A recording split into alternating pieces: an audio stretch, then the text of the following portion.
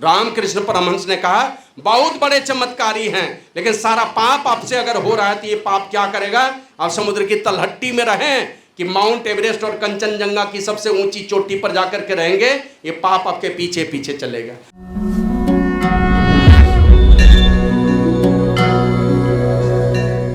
जो बच्चे जिस पुस्तक को पढ़ करके जिस तरह का अभी देखते हैं, खिलौना बना दिया, खिलौना देख करके बच्चा पढ़ता है। पहले हम लोग आ सही दीर्घई पढ़ते थे, हाथ घुमाते थे स्लेट पेंसिल लेकर के, बाद में ये for apple B for bag आ गया। अभी खिलौना दिखा दिखा के अक्षर का पहचान कराया जाता है। तो अलग अलग समय में अलग अलग विचार, बच्चे के अंदर में जैसा चीज देखता है, नहीं तो शिक्षक के विचार में जैसा चीज आता है। अभी देखते हैं एक दो स्कूल में 20-20 प्रकार का छोटे बच्चे से हाथ मिलाएगा तो शिक्षक उससे हाथ मिलाएगा, पैर छू के प्रणाम करेगा तो शिक्षक माथा पर रख के आशीर्वाद देगा।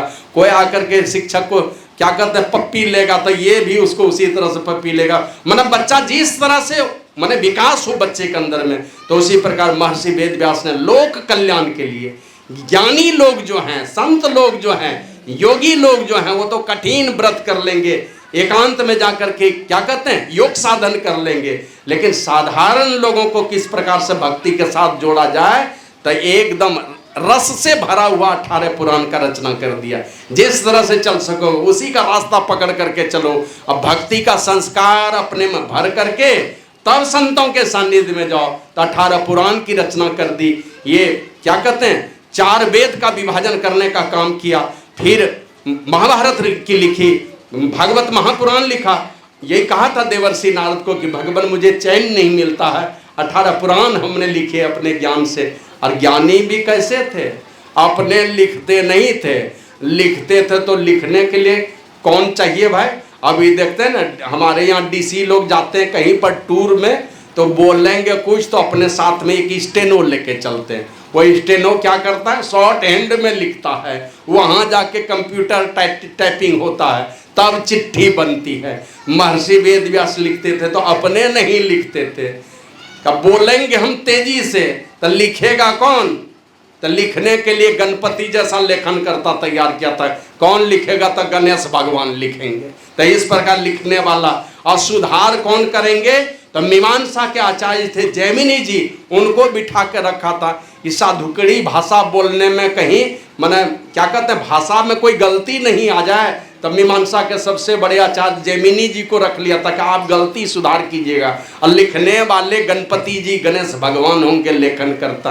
तो इस प्रकार महर्षि वेदव्यास इन सारे शास्त्रों की रचना करके संसार का बड़ा कल्याण किया है। अंतिम में कहा कि भगवान हमने क्या कर बहुत कुछ लिखा, संसार के लिए बहुत कुछ किया, लेकिन मन में शांति नहीं है।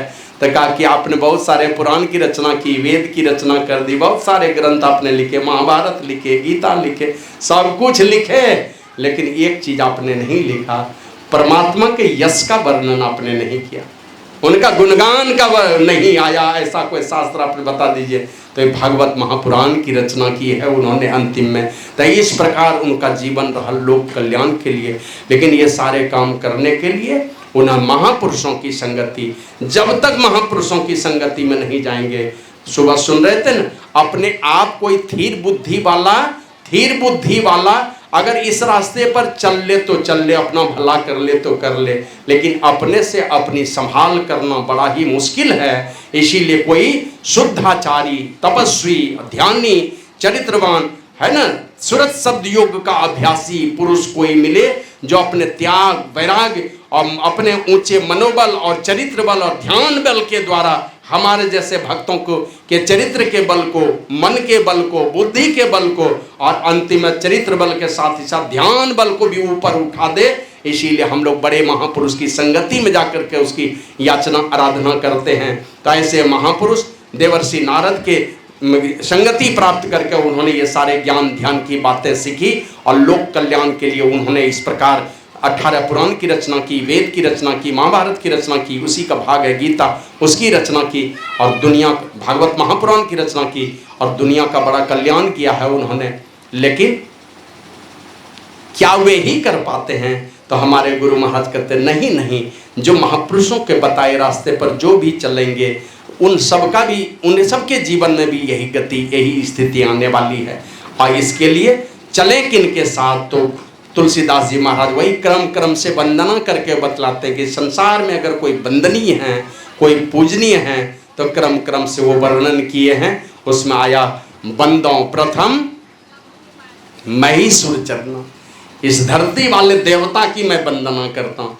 अब महीसुर के विषय में गुरु महाराज लिखते हैं महीसुर कौन, तो कहते हैं धरती वाले देवता, लिखते हैं ब्राह्मण अर्थात ब्रह्मज्ञानी महापुरुष, और वे ही निसंदेह कहते हैं बंदों प्रथम महीसुर चरण, ये धरती वाले देवता की वंदना करता हूँ।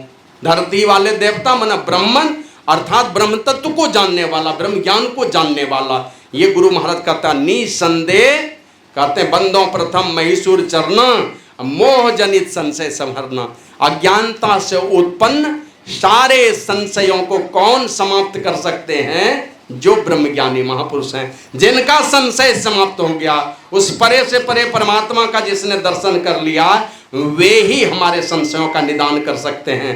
और वे कौन हैं, तो बोला और देवता तो और लोक में, ये धरती वाले देवता मनुष्य शरीर में, धरती वाले देवता और सारे देवता अलग अलग दिव्य लोकों में, देवलोकों में, ब्रह्मलोक में, शिवलोक में, विष्णु लोक में और किन्हीं किन्हीं लोकों में, लेकिन ये धरती वाले देवता हम आपके बीच में से ही पैदा होते हैं। पहचान बड़ी दुर्लभ है, और यही है मोह जनित संशय संवरना, माना अज्ञानता से उत्पन्न जो भी आपके अंदर में संशय है। जैसे माता पार्वती शंकर भगवान की अर्धांगिनी है, और जैसे जय सचिदानंद कह के प्रणाम किया, किनको किया प्रणाम, है ना, का राम ब्रह्म परमार्थ रूपा, अविगत अलख अनादि अनुपा, जो परमार्थ स्वरूप जो परमात्मा है ना, ये कहते हैं वही मनुष्य शरीर के धर करके इस संसार में आए। और जय सचिदानंद कह के जो ही प्रणाम किया, बस संदेह हो गया कि ये अपने पत्नी के चक्कर में गाछ वृक्ष किससे किससे जाके पूछ रहे हैं, भौरों से पूछते हैं, हिरन से पूछते हैं, लता से पूछते हैं, भूमि में जो बील है वहाँ जाकर के पूछते हैं, ए खग, ए मृग, ए मधुकर श्रेणी, क्या देखी सीता मृग नैनी, पत्नी के वियोग में इतना जो पागल है वो जय सचिदानंद कैसे हो सकते हैं, इनके आराध्य देव इष्ट देव कैसे हो सकते हैं मेरे पति के, तो पहचान नहीं सका।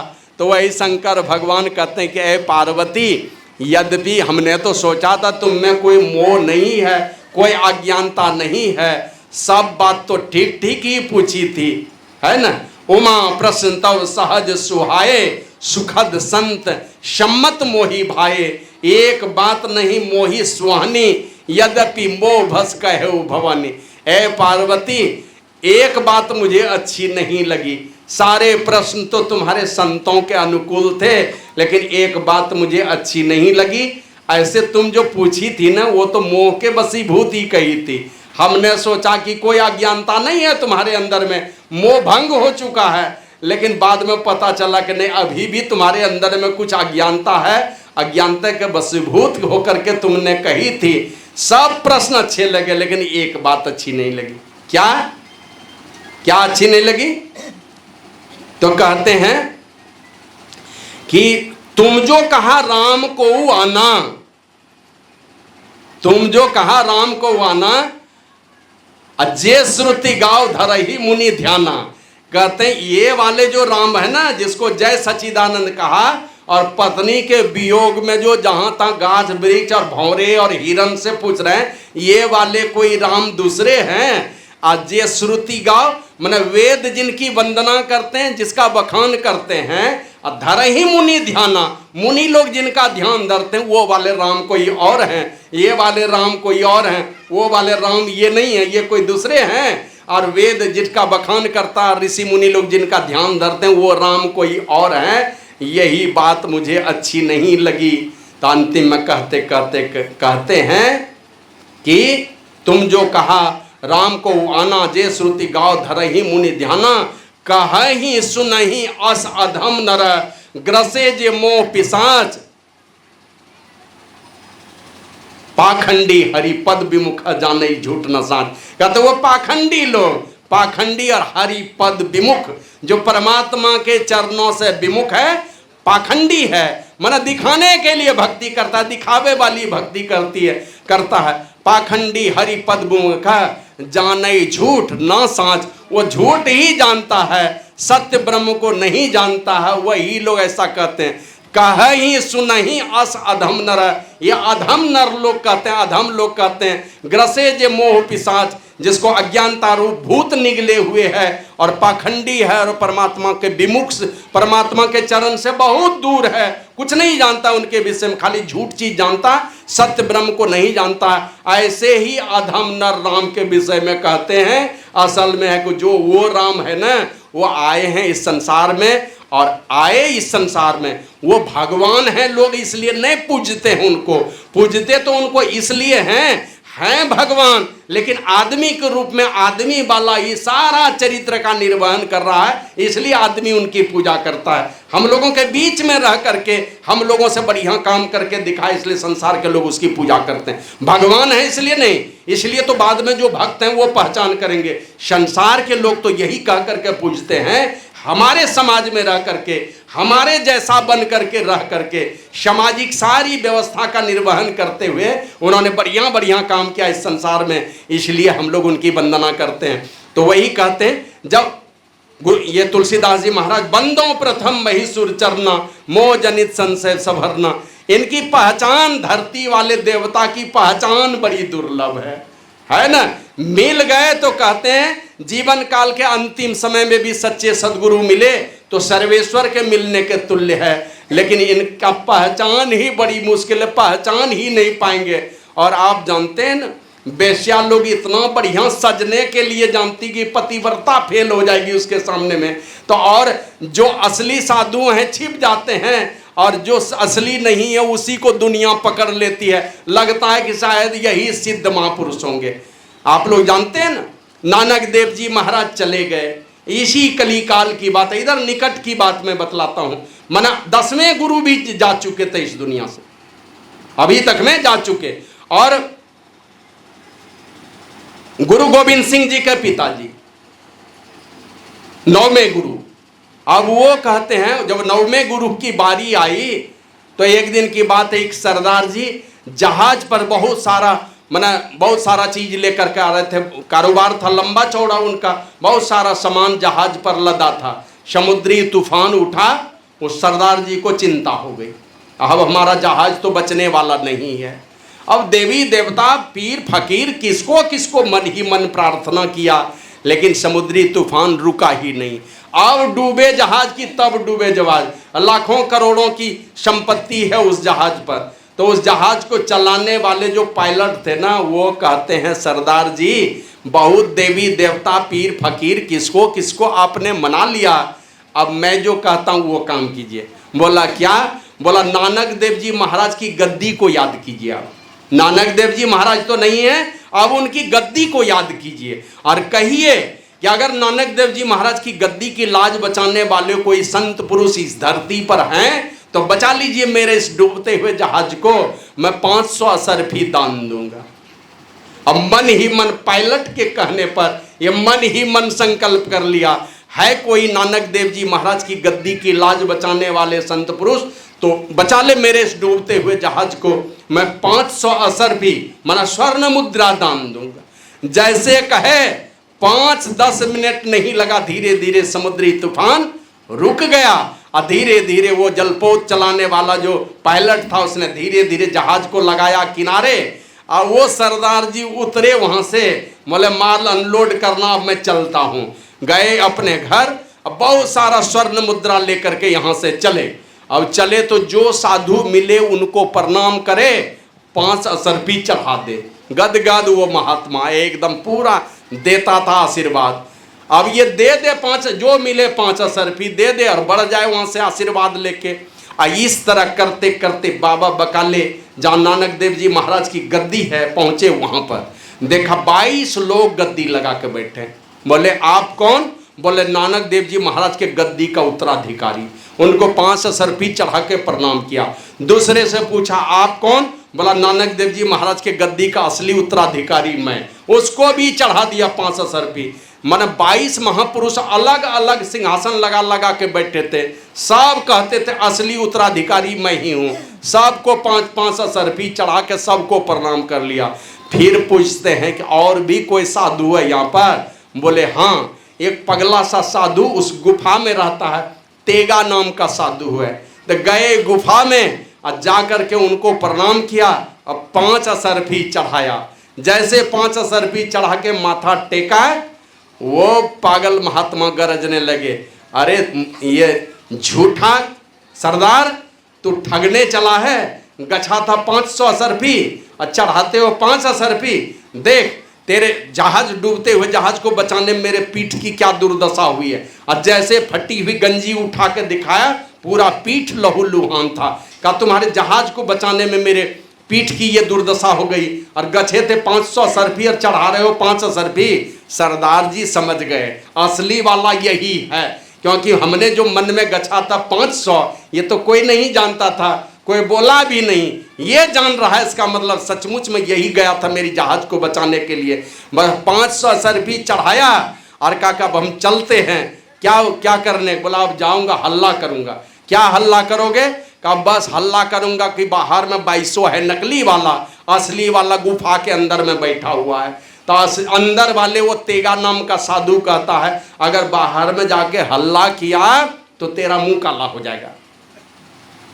अब साधु पुरुष किस तरह से छिपा कर रखते हैं अपनी शक्ति को, कब बाहर जाके अगर हल्ला किया तो तेरा मुंह काला हो जाएगा। तो वो कहता मेरा मुंह काला हो जाए तो हो जाए, लेकिन नकली को पुजवाने हम नहीं देंगे, हम तो असली को उजागर करके रहेंगे। मेरा मुंह काला हो जाए तो हो जाए, और नहीं तो अगर मेरा मुंह गोरा रहेगा, काला के डर से डरते रहेंगे, सब लोग नकली का पूजा करते रहेगा, मर मर करके नरक में जाते रहेगा। तो हम ये काम करेंगे नहीं, हम असली वाला का पूजा करवाएंगे। कहा जाओ तब तुमको मुंह काला करवाना है तो गमछा लेके चढ़ गया एक पहाड़ के चट्टान पर, गुरु लाधोरे गुरु लाधोरे, मतलब हमने गुरु पाया, यही हल्ला करने लगा। और देखते देखते मुंह काला हो गया, लेकिन हल्ला कर दिया कि असली वाला भीतर में बैठा, ये 22 जो है ये असली नहीं है। तो 22 अपना गद्दी और सिंहासन उठा के सब भाग गया, और वो 22 के बदले में गुफा वाला जो पगला साधु था ना, वही तेगा नाम का साधु गद्दी पर आसीन हुआ, वही आगे चल करके गुरु तेग बहादुर के नाम से दुनिया में प्रसिद्ध हुए। तो कहने का मतलब ये जो मैं ये कह रहा था कि उनकी पहचान बड़ी मुश्किल है, ऐसा सरल सीधा बन करके रहता है ना। गुरु महाराज को कहते थे लोग, हुजूर आपको कौन चमत्कार करेगा, ये आपको नमस्कार कौन करेगा? कोई चमत्कार नहीं है। तो चमत्कार क्या मानता है? मुंह से निकाल दो कोई क्या घड़ी, कुछ भी निकाल दो, अंगूठी निकाल दो, पैसा निकाल दो, आपका नंबरी लेके ताबीज बना दो, यही सब पूछता है, कुछ न कुछ चमत्कार का चीज। गुरु महाराज कहते हैं इस संसार में रावण से भी बड़ा चमत्कारी कोई था क्या? गर्दन काट के चढ़ा देता था भगवान को। है कोई भक्त, एक से एक भक्त आया, लेकिन गर्दन काट के चढ़ाने वाला कौन आया? माना पूजा भी करता था, गर्दन काट के ही चढ़ाता था भगवान को, और वो गर्दन इनके पास लौट करके आता था। और अब 1 2 नहीं, लाखों लाख करोड़ों रावण अपने जैसा बना सकता था, वो इतना चमत्कार था उनके अंदर में। लेकिन कहा कि एक चीज, एक ही कमी रह गई उसके चलते, जिसके चलते सारा चमत्कार बेकार है। तो गुरु महाराज कहते हैं जीवन भर झूठ नहीं बोला, कोई चोरी नहीं की, कोई नशा नहीं लिया, कभी किसी को मन वचन कर्म से दुख नहीं दिया, और कभी भी सपने में भी पराई माँ बहन को कभी बुरे भाव से नहीं देखा, मेरा व्यभिचार का भाव मन में नहीं आया। इससे भी बड़ा कोई चमत्कार है दुनिया में क्या?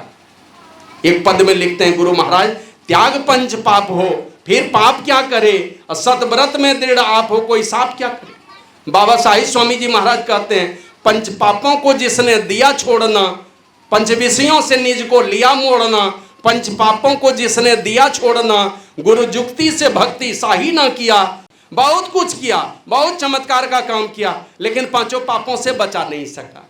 और रामकृष्ण परमहंस ने कहा बहुत बड़े चमत्कारी हैं, लेकिन सारा पाप आपसे अगर हो रहा है तो ये पाप क्या करेगा? आप समुद्र की तलहटी में रहें कि माउंट एवरेस्ट और कंचनजंगा की सबसे ऊंची चोटी पर जाकर के रहेंगे, ये पाप आपके पीछे पीछे चलेगा। बाबा कबीर तो कहते जपना है तो जपले रे बंदे, आखिर तो मिट जाएगा। और कहे कबीर सुनो भाई साधो, करनी का फल पाएगा। करनी का फल आपके पीछे पीछे चलने वाला है, थोड़ा भी पाप हुआ तो छोड़ेगा नहीं। एक डॉक्टर हुए, वो जब मर गए ना तो दूसरे जन्म में वो अंधा साधु बन गया। अब अंधा साधु भगवान बुद्ध की शरण में गया, उनसे दीक्षा लेकर के साधन भजन किया तो आत्मज्ञानी बन गया, अरहत प्राप्त कर लिया। अब अरहत प्राप्त किया लिया तो लोग भक्त लोग पूछते हैं भगवान बुद्ध से कि भगवान ये इस अंधे हैं और इस जीवन में आत्मज्ञानी है, नाम इनका चक्षुपाल है, तो ये जब इस जन्म में आत्मज्ञानी हुए तो पिछले जन्म में तो बढ़िया बढ़िया कर्म किए होंगे तब ना आत्मज्ञानी इस जीवन में हुए, तो पिछले जीवन में बढ़िया किए हैं तो अंधा क्यों हो गए? बढ़िया बढ़िया करके आया तो इस जीवन में अंधा क्यों हुआ? बहुत लोग कहते हैं देखिए ऐसा साधु है, काहे ऐसी बीमारी हो गई, तो किसी जीवन में किया होगा, अंतिम समय में भोग लिया, अब चला ये इस दुनिया से परमात्मा में मिल जाएगा, दोहरा का शरीर धारण करना है नहीं उनको। तो पूछा कि ये अंधा क्यों हो गया? का पिछले जन्म में ये कई जन्म पहले ये डॉक्टर था और ईर्ष्या के कारण इसने एक माँ का आंख फोड़ दिया था, इलाज करने के बहाने एक माई का आंख ही फोड़ दिया। वो पाप इसके पीछे पीछे चलता रहा, इस जीवन में इतना तपस्या किया है कि आत्मज्ञान तो प्राप्त किया, लेकिन वो पाप का फल जो पाप इस शरीर से हुआ था ना, ये तो सजा भोगना पड़ेगा ना। ये भले ही शरीर से अलग है लेकिन शरीर से जो पाप हुआ है वो तो भोगना पड़ेगा इसको, इसीलिए इस जन्म में ये अंधा हो गया। पिछले जन्म में ये डॉक्टर था, एक माता जी का आंख फोड़ दिया था तो वो पाप पीछे पीछे चलता रहा। एक दिन मैं पढ़ रहा था, महामौदगल्यायन चले जा रहे थे भगवान बुद्ध का दर्शन करने, गृध्रकूट पर्वत पर होते हुए जब गुजरे ना तो देखे एक विशालकाय सुअर को, हाथी जैसा सुअर, माना हाथी जितना बलवान उतना बड़ा सुअर देखा। अब सुअर पीछे तरफ भी पूंछ है और सुअर के मुंह में भी पूंछ है, दोनों तरफ पूंछ, और मुंह वाला पूंछ जो है बीच से मुंह के बीच से पूंछ निकला है, मोटा जैसा पूंछ है, और उस पूंछ में लाखों लाख कीड़े पड़े हुए हैं।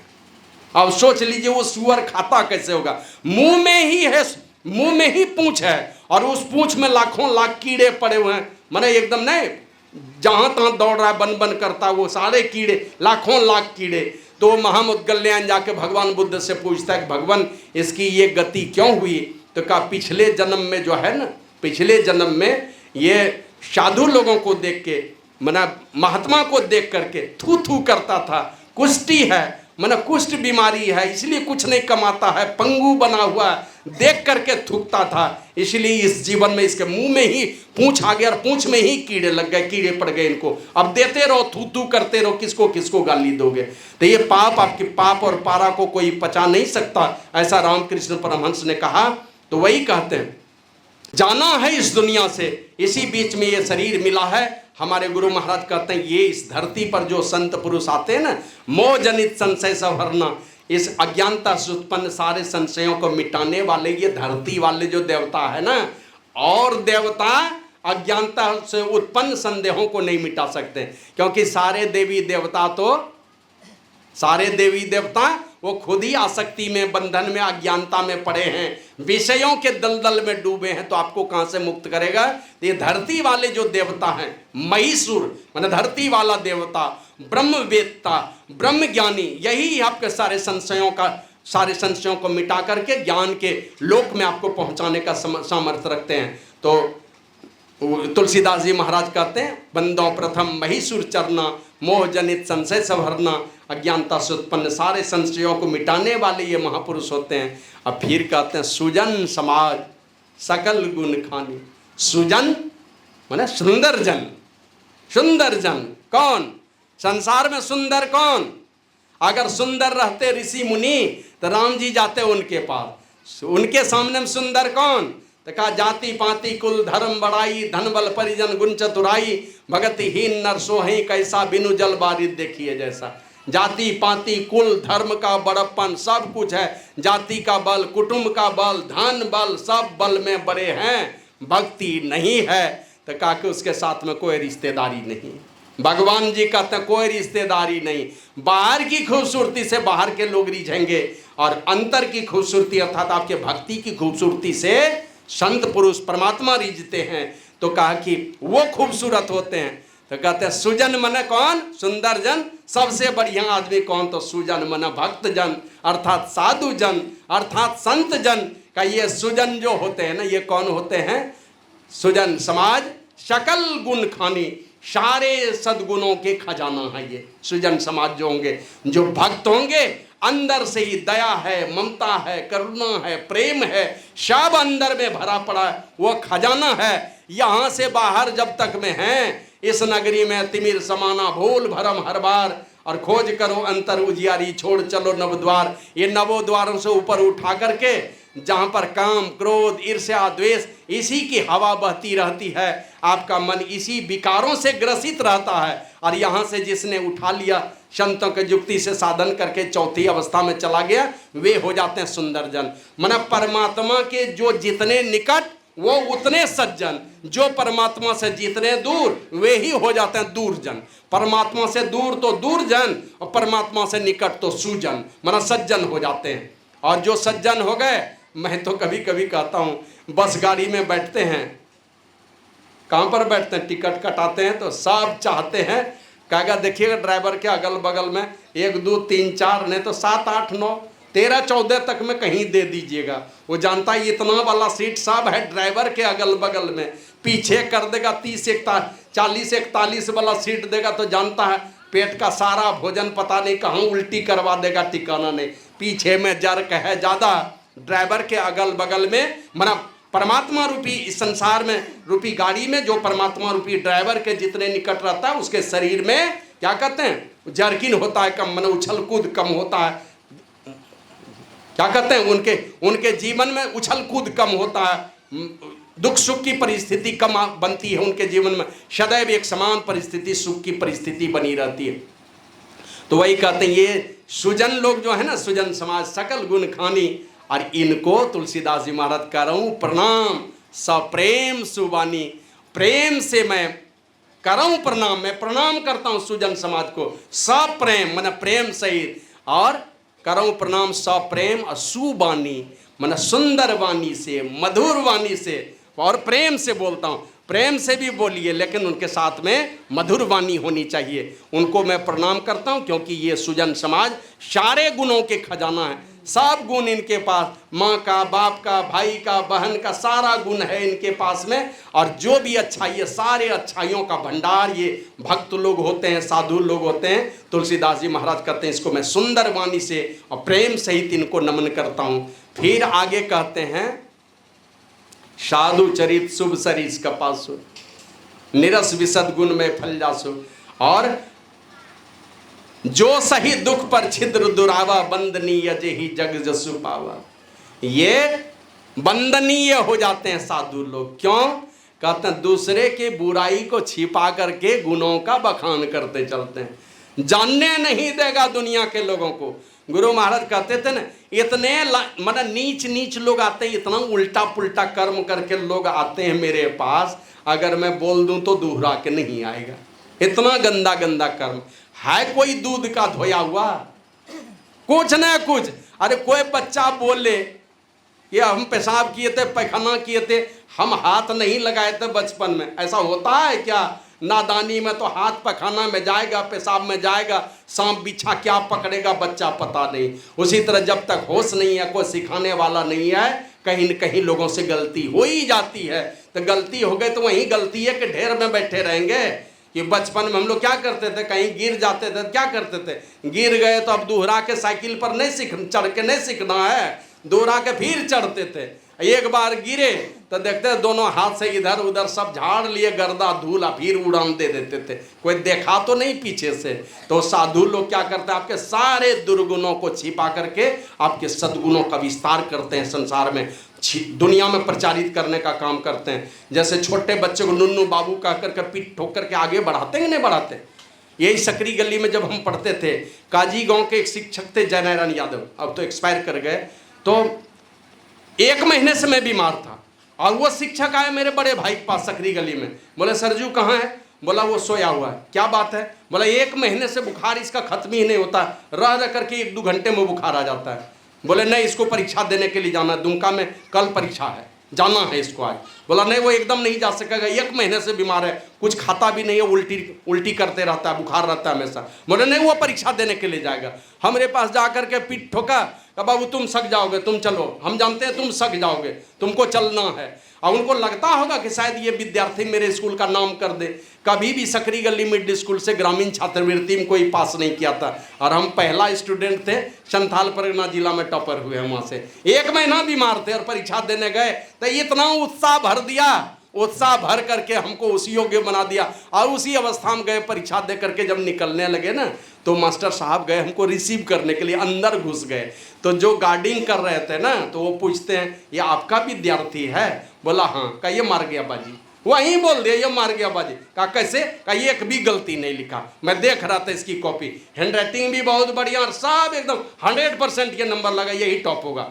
तो ये ग्रामीण छात्रवृत्ति और उस बार पास किए तो 100 रुपया महीना, 79 से 82 तक हमको मिला, माने 4 साल 100 रुपया महीना। अभी लगता है 6-7 हज़ार में भी उसकी बराबरी नहीं होगी। आज माने 79 ईस्वी की बात है, 21, 24, 45 साल पहले। श्री सद्गुरु महाराज की जय। श्री सद्गुरु महाराज की जय। तो बंदनीय जो सही दुख पर छिद्र दोरावा, बंदनीय जेहि जग जसु पावा। साधु लोग क्या करते हैं? आपके दोषों को छिपा करके गुणों का बखान करते दुनिया में, कभी जानने नहीं देंगे आपके विषय में अगर कुछ गलती है।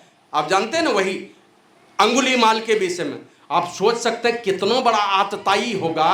गर्दन काटता था और गिनती पुराने के लिए अंगुली का माला बना के पहनता था। आप सोच लीजिए कैसा बॉस था वो। काट ले गर्दन, अंगुली अपने गले में टांग के रखता था, मनुष्य की अंगुली। और उस आदमी को भगवान बुद्ध ने क्या किया? देखा कि बस ये चखना बनने वाला है, मन सब इसका मटिया मेट होने वाला है। कौशल नरेश महाराजा प्रसेनजीत इसको छोड़ेगा नहीं, पहले चले गए भगवान बुद्ध। आज जैसे देखते हैं ना वो बीन बजाने वाला, नहीं सुने थे बैग पैपर की कथा बचपन में, शायद कोई कहानी हम लोग पढ़े। साहब मूसा को बांसुरी बजा करके लेकर के चला गया, उसी तरह अंगुलीमाल को साधु बना करके कासाय वेश पहना करके लेके चला आया उधर से। और वो जो भगवान बुद्ध को काटना चाहता था उसी को चेला बना के लेके चला आया। ऐसे सोच सकते हैं कैसी शक्ति होगी उनके अंदर। करेगा कोई? थोड़ा भी जाने को कोई बदमाश आदमी रहने ना, तो इसको क्या दीक्षा देंगे, भेज दो कुप्पा घाट।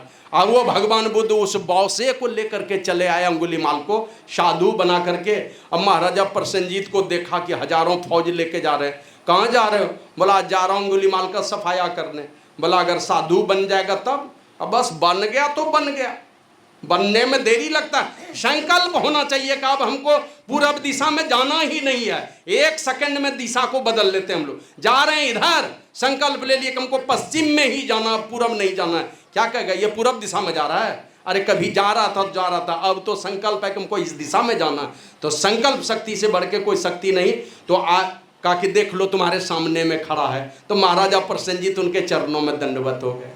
तो साधु पुरुष क्या करते हैं? आपके दोषों को छिपा करके आपके अंदर में जो सद्गुण है उसको बिखेर देंगे दुनिया में। आपके सद्गुणों का विस्तार करके दुनिया में आपके कीर्ति को फैलाने का काम करता है। इसलिए बंदनीय जेहि जग जसु पावा। ये संसार में बंदनीय जस को पाते हैं, ये खुद बंदनीय हो जाते हैं साधु लोग, क्योंकि पापी लोगों के भी पाप को छिपा करके सद्गुणों का प्रचार कर देते हैं ये, और उस योग्य बना देते हैं। तो इसलिए साधु की वंदना करते हैं। और इसका स्वभाव कैसा है? तो कहते हैं साधु चरित शुभ सरीस कपासु। कपास जैसा साधु का स्वभाव होता है। कोई स्वाद नहीं है कपास में, चख के देखिए तो नमकीन तीता मीठा खट्टा चरपरा कुछ नहीं है, ये कोई स्वाद नहीं है। साधु का चरित्र भी इसी प्रकार का होता है। अभी देखिए कहीं राम कथा भागवत कथा कुछ भी हो ना, देखिएगा भीड़ काहे है, बस नाच गान सब, लड़का लड़की खूब उछलो गाओ मनोरंजन करो, भले मन में भगवान के प्रति त्याग बैराग पैदा हो कि नहीं हो, नाच गाओ लो न खूब, बस हो गया। तो यहाँ साधु का चरित्र जो कपास जैसा बिना स्वाद वाला होता है, लेकिन कपास क्या करता है? धागा युक्त होता है।